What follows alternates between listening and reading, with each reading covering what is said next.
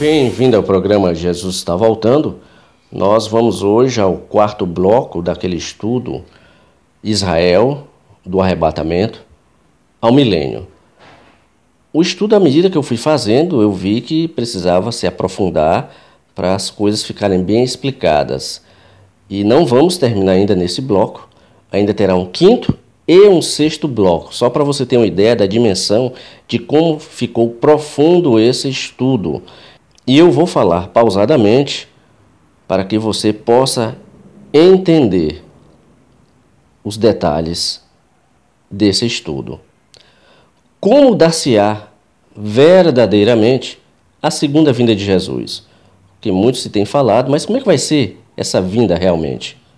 Não estou falando do arrebatamento, estou falando da segunda vinda, que são duas coisas totalmente diferentes. Qual será o cenário final para este acontecimento? Então nós vamos dissecar esse evento neste bloco 4. Comecemos por Zacarias, capítulo 12, verso 3, que mostra como vai ser o cenário propício para a volta de Jesus. Zacarias 12, 3 está escrito: E acontecerá naquele dia que farei de Jerusalém uma pedra pesada para todos os povos. Todos os que a carregarem certamente serão despedaçados, e ajuntar-se-ão contra ela todo o povo da terra. Então vai ser um momento em que as nações vão estar cercando Jerusalém para destruir. Ainda em Zacarias, capítulo 12, verso 9, está escrito: E acontecerá naquele dia que procurarei destruir todas as nações que vierem contra Jerusalém. Por isso, estamos sempre repetindo que Israel, Jerusalém, é indestrutível, porque o Senhor dos Exércitos, ele vai destruir todas as nações que forem contra Jerusalém. Neste momento aqui, neste tempo aqui, os exércitos do anticristo, das várias nações, se juntarão para tentar destruir Israel e o povo de Deus, na famosa batalha do Armagedon. Se Jesus não interviesse neste momento, Israel seria aniquilado e a profecia da volta de Jesus não aconteceria. Mas como vai estar esse planeta nesta época? Lembre-se que esse acontecimento será no final dos 7 anos de tribulação. O planeta vai estar totalmente arrasado, em todos os sentidos. Lembre-se ainda que até os poderes celestiais terão sido abalados. Em Mateus, capítulo 24, do verso 29 a 30, está escrito: E logo depois da aflição daqueles dias, o sol escurecerá, e a lua não dará a sua luz, e as estrelas cairão do céu, e as potências dos céus serão abaladas.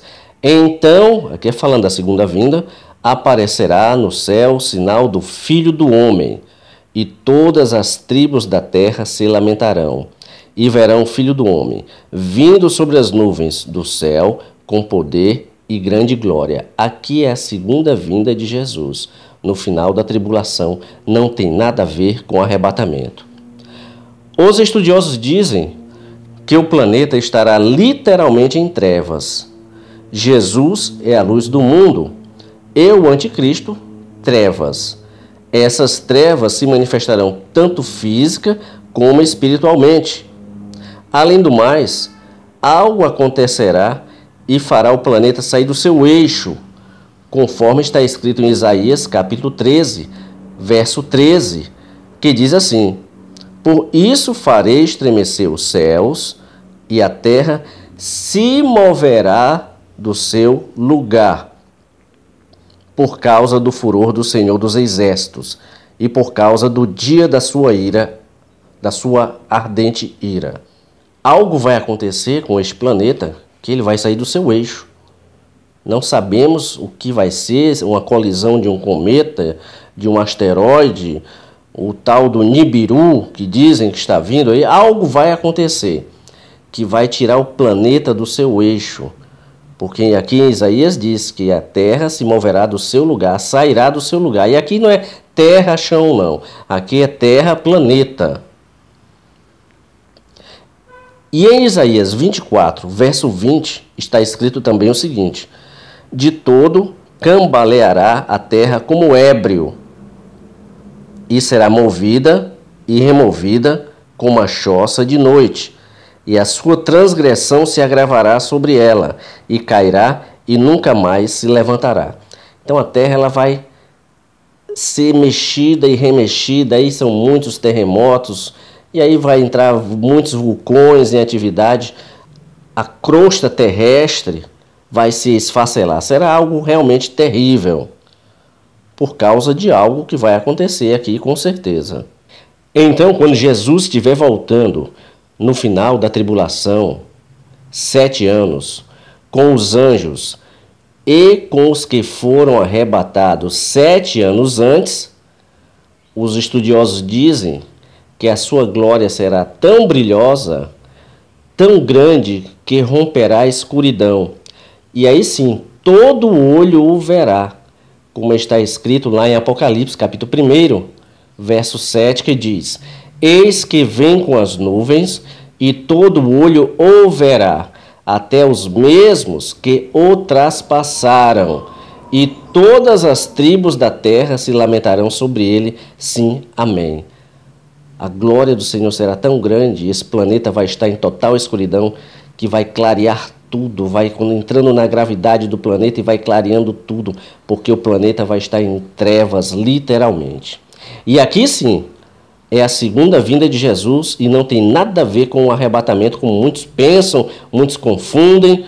Jesus estará voltando para salvar o seu povo judeu das garras de Satanás, do anticristo e do falso profeta. A escuridão será quebrada pela glória de Jesus. Sua luz rasgará as trevas que estarão envolvendo o planeta Terra. E ele voltará conosco, que fomos arrebatados 7 anos antes, e com seus anjos. Quais são as passagens que podem dizer isso? Em Mateus 16, verso 27, diz: porque o Filho do Homem virá na glória de seu Pai, com os seus anjos, e então dará a cada um segundo as suas obras. Então, neste episódio aqui, fala que está vindo com os seus anjos. Mas lá em Judas, no verso 14, diz assim: e destes profetizou também Enoque, o 7º depois de Adão, dizendo: eis que é vindo o Senhor com milhares de seus santos. Além do mais, devemos observar que, do capítulo 4 de Apocalipse até o 19, não se fala mais na igreja, exatamente porque ela vai estar no céu, rejubilante, feliz, agraciada por estar com o noivo Jesus, no seu casamento de 7 anos. Em Apocalipse 19, do verso 11 a 16, está dito: e vi o céu aberto, e eis um cavalo branco, e o que estava sentado sobre ele chama-se Fiel e Verdadeiro, e julga e peleja com justiça. E os seus olhos eram como chama de fogo, e sobre a sua cabeça havia muitos diademas, ou seja, coroas de rei, como já explicamos. E tinha um nome escrito que ninguém sabia senão ele mesmo, e estava vestido de uma veste salpicada de sangue. Preste atenção nisso aqui agora, porque a partir deste versículo nós vamos aprofundar esse estudo e mostrar onde vai ser esta vinda inicialmente. Eu vou repetir aqui. Verso 13 diz: e estava vestido de uma veste salpicada de sangue, e o nome pelo qual se chama é a Palavra de Deus. E seguiam-no os exércitos no céu em cavalos brancos e vestidos de linho fino, branco e puro. Aqui é uma prova de que vai ser a igreja que vai estar voltando neste momento, e nós vamos esmiuçar tudo isso. Eu vou repetir novamente isso aqui. Verso 14 diz: E seguiam-no os exércitos no céu em cavalos brancos e vestidos de linho fino, branco e puro. E da sua boca saiu uma aguda espada para ferir com ela as nações, e ele as regerá com vara de ferro. E ele mesmo é o que pisa o lagar do vinho do furor e da ira de Deus, do Deus Todo-Poderoso. E no manto e na sua coxa tem escrito este nome: Rei dos Reis e Senhor dos Senhores. Glória a Deus. A prova de que a igreja está voltando com Jesus está exatamente nesse verso 14 aqui. E seguiam os exércitos no céu em cavalos brancos e vestidos de linho fino, branco e puro. Esse linho fino são os atos de justiça dos santos. A palavra no original está no plural e pode ser traduzida como justiças ou atos de justiça, significando uma sucessão dos atos dos justos, um após o outro. Desde o momento em que fomos salvos, começamos a obter essa vestimenta de linho fino, nossos atos de justiça para nosso adorno. Em Apocalipse 3, verso 5, escute o que está escrito: o que vencer será vestido de vestes brancas, e de maneira nenhuma riscarei o seu nome do livro da vida, e confessarei o seu nome diante de meu Pai e diante dos seus anjos. O que vencer será vestido de quê? De uma veste branca, simbolizando a santidade, pureza, etc. E para o desfecho desse ponto, sobre quem está vindo com Jesus, temos em Apocalipse 19, versos 7 a 8 o seguinte: regozijemo-nos e alegremo-nos e demos-lhe glória, porque vindas são as bodas do Cordeiro, e já sua esposa se aprontou, e foi-lhe dado que se vestisse de quê? De linho fino, puro e resplandecente, porque o linho fino são as justiças dos santos. Então, os que estão vindo com Jesus é a igreja que subiu 7 anos antes. Ela recebeu uma vestimenta de linho fino, puro e resplandecente. Então, Jesus vem rompendo os corredores celestiais para salvar o seu povo judeu. Porém, antes de assentar seus pés no Monte das Oliveiras, ele vai travar uma grande batalha. Sabe aonde? Em Bosra, região de Edom. Aqui nós vamos agora mergulhar nesse momento tão desesperador para Satanás e seus seguidores. E nós vamos dar um mergulho profundo agora aqui. Embarque nessa viagem comigo agora. Nós falamos no bloco passado, bloco 3, sobre a cidade de Petra. Vocês viram as fotos, como é linda, como é bela. Hoje serve para turismo, toda feita em rocha. Ela que fica ali na região de Bosra, onde o remanescente de Israel, que não aceitou os ditames do anticristo, se refugiará. Vamos agora analisar vagarosa e cautelosamente esse cenário. Esse vídeo vai demorar um pouco, porque eu quero esmiuçar para você entender toda essa questão da segunda vinda de Jesus. Será em Bosra que Jesus exterminará os exércitos do anticristo e seus aliados. Será uma ação direta e exclusiva de Deus. Ele não vai usar Israel, não vai usar nenhuma outra nação ou homem para efetuar o seu juízo. Ele mesmo vai efetuar o juízo. Será uma matança total, sem sobrevivência de nem sequer um homem dos exércitos do inimigo. Já imaginou isso? Será uma matança instantânea, ou quem sabe em pouquíssimos minutos ou segundos, e não uma campanha de vários dias ou semanas. O extermínio vai ser generalizado contra os inimigos de Deus em um só momento. E há algo curioso aqui. Escute. Jesus voltará atendendo a súplica de Israel. o local inicial do seu retorno não será o Monte das Oliveiras, como é comumente ensinado. E aqui está um fato interessante. Jesus começará seu julgamento no lugar conhecido como Bosra, ali onde está Petra, toda aquela região de Edom. Mas precisamos provar isso biblicamente. Não adianta só falar e dizer que ele vai começar a batalha em Bosra, na região de Edom, se não tivermos um embasamento bíblico para dizer isso. Vamos lá. Isaías, capítulo 34, do verso 1 ao verso 7. Começa assim: Chegai-vos, nações, para ouvir, e vós, povos, escutai. Ouça a terra e sua plenitude, o mundo e tudo quanto produz, porque a indignação do Senhor está sobre todas as nações, e o seu furor sobre todo o exército delas.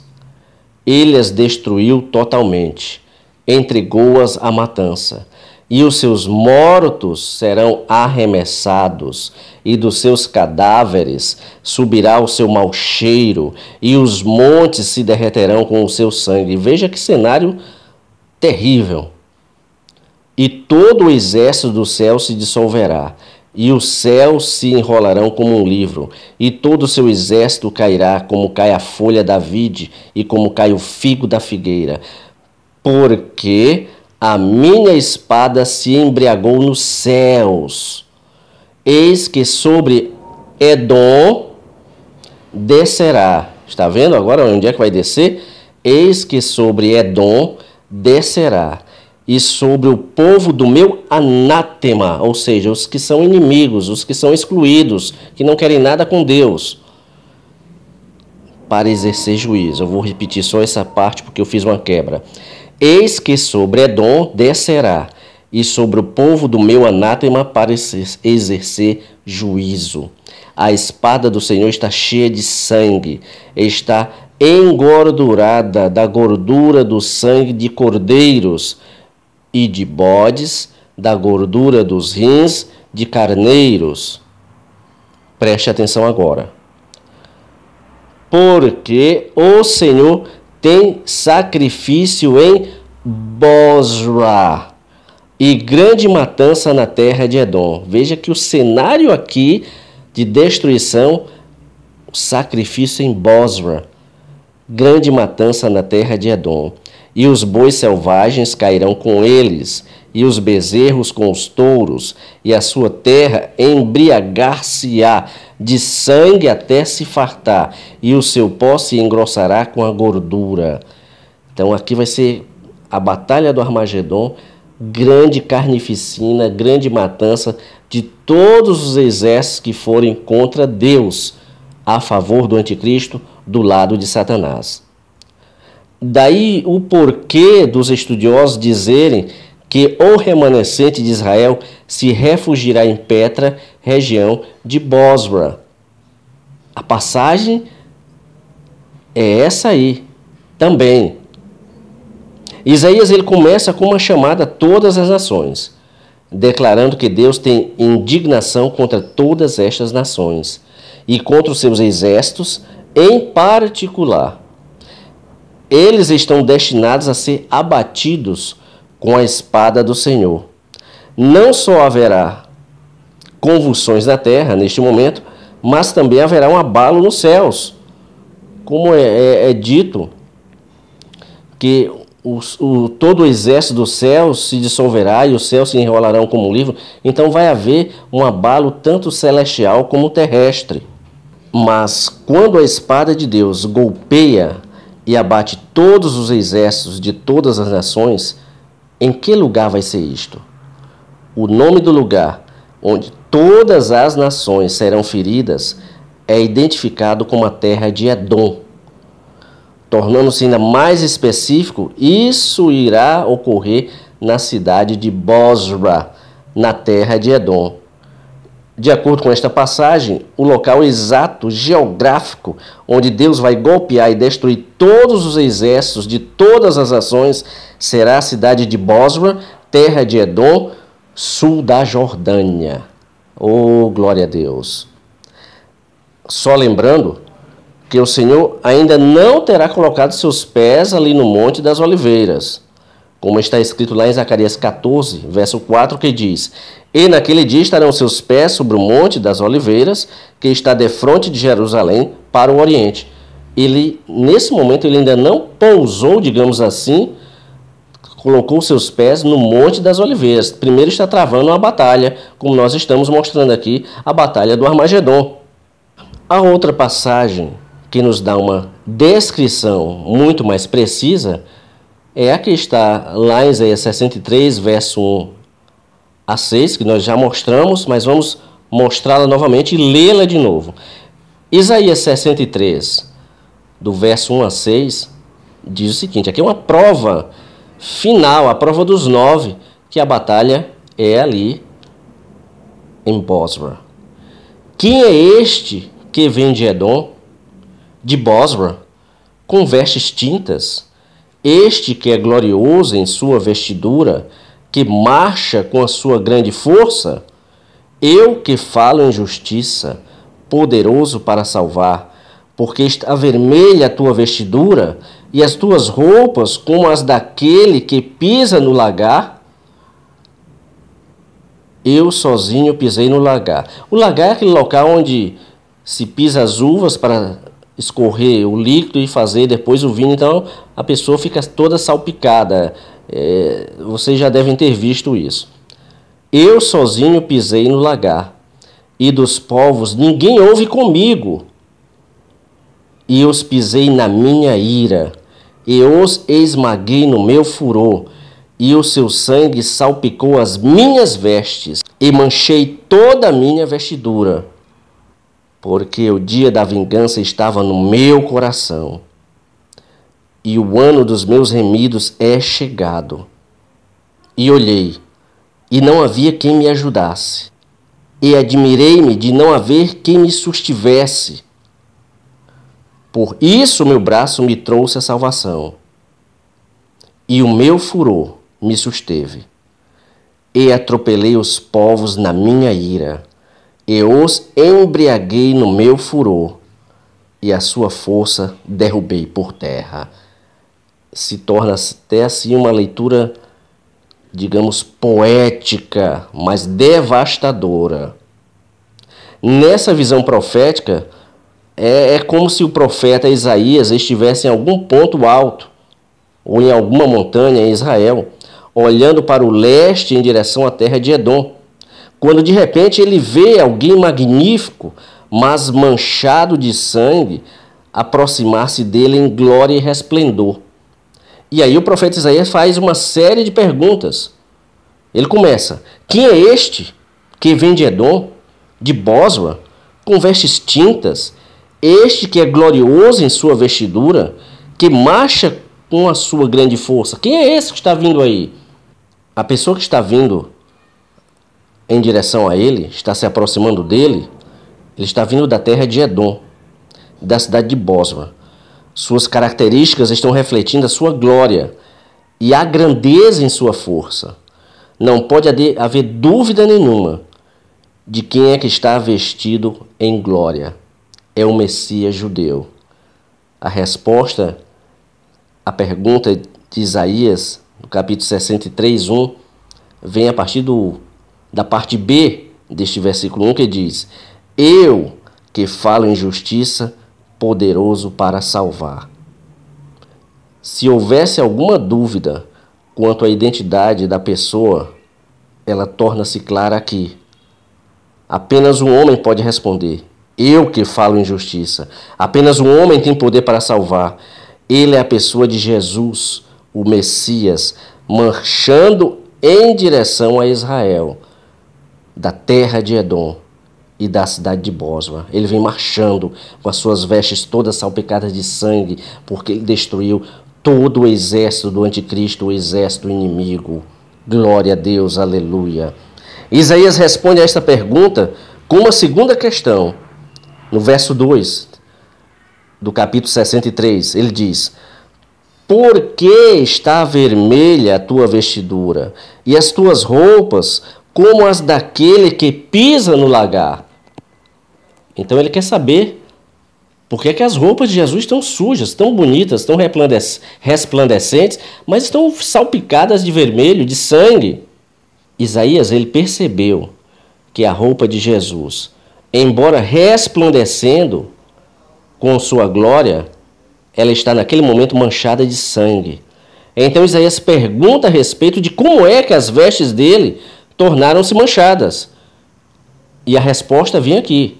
Do verso 3 a 6 do capítulo 63 é respondida: eu sozinho pisei no lagar, e dos povos ninguém houve comigo. Eu os pisei na minha ira, eu os esmaguei com o meu furor.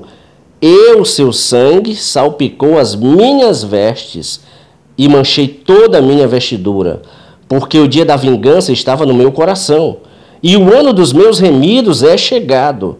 E olhei, e não havia quem me ajudasse, e admirei-me de não haver quem me sustivesse.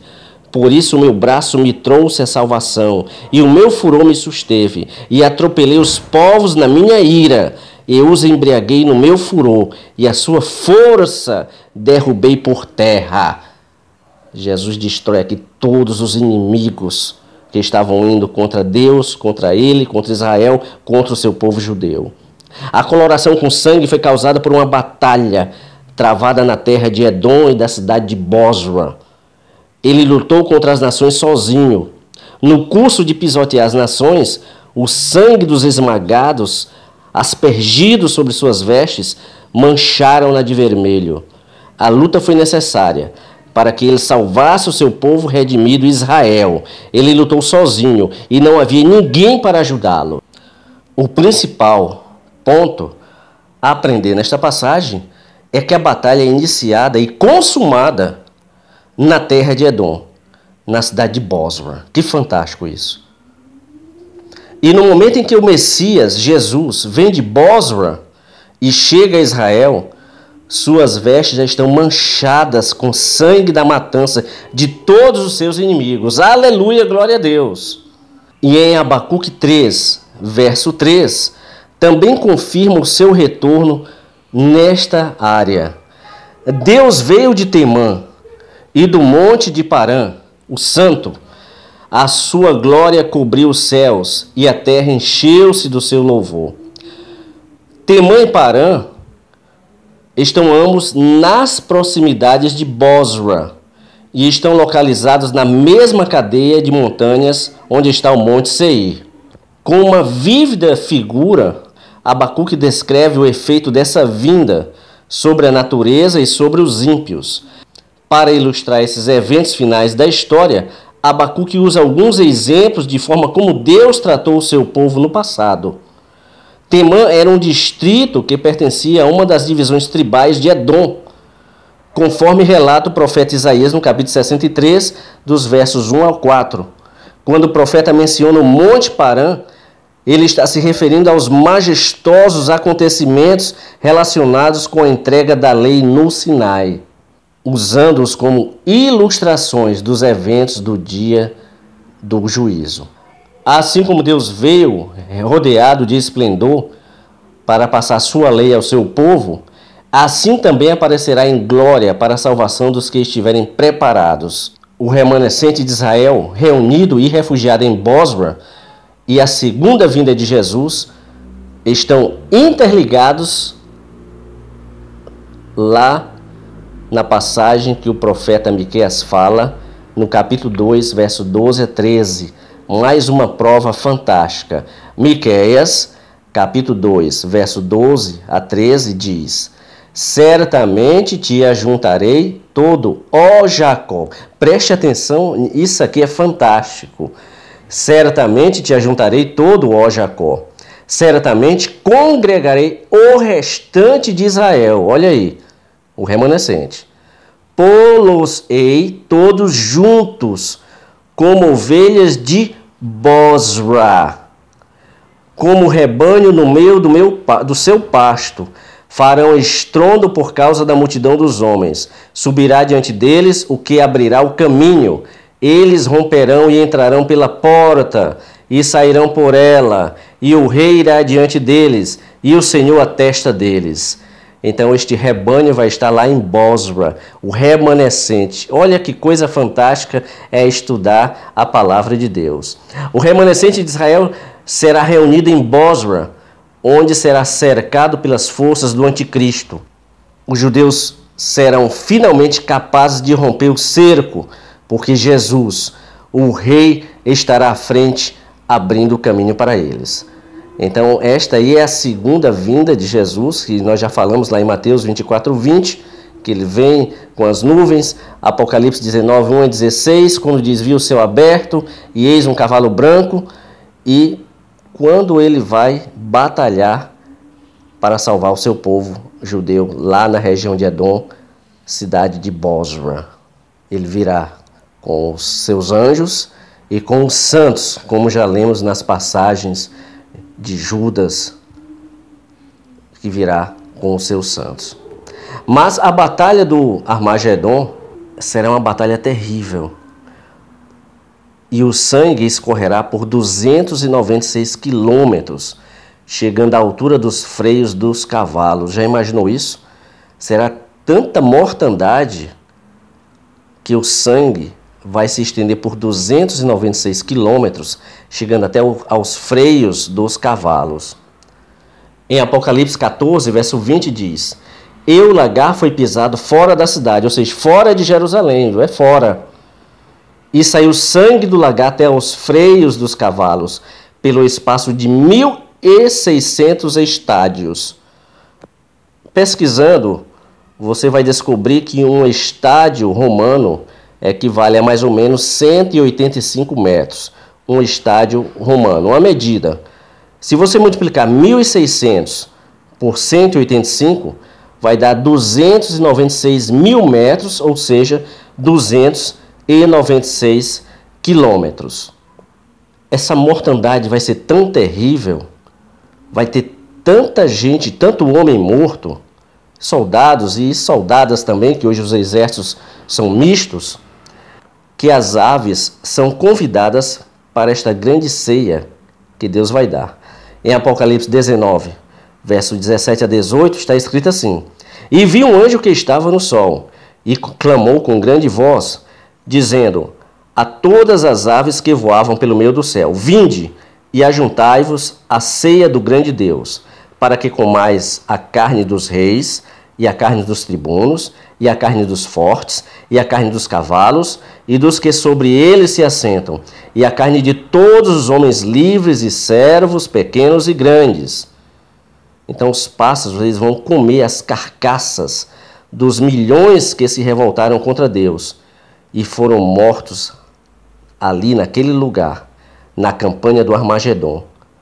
Os exércitos que começaram se reunindo lá serão totalmente mortos de uma só vez, em Bosra. Desse modo, milhões de aves se saciarão completamente durante muitos dias, de acordo com Apocalipse 19, verso 21, que diz: e os demais foram mortos com a espada que saía da boca do que estava sentado sobre o cavalo, e todas as aves se fartaram das suas carnes. Nós já fizemos um vídeo falando que as aves de rapina lá em Israel estão se multiplicando. E as pessoas estavam sem entender por que estava nascendo tanta ave de rapina, falcões, gaviões, etc. É porque essas aves aí estão se multiplicando em Israel, são as que vão comer os que foram mortos da batalha do Armagedon. Veja como Deus é fantástico.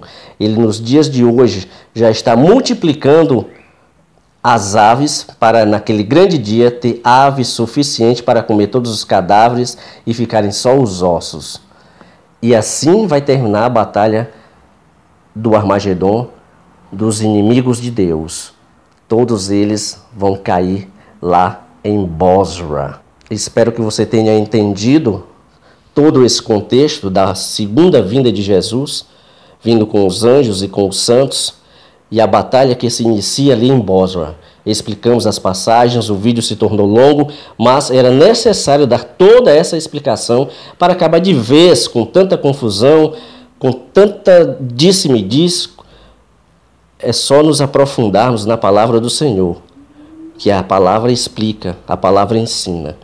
No próximo bloco, aí sim, nós vamos falar quando Jesus já terminou essa batalha e já está vindo com as roupas salpicadas de sangue e vai colocar seus pés no Monte das Oliveiras. E aí uma profecia tremenda ainda vai acontecer. É sobre a Porta Dourada. Não perca o próximo bloco, será o quinto, que estaremos falando tudo isso. Que Deus te abençoe poderosamente e fique ligado no programa Jesus está voltando.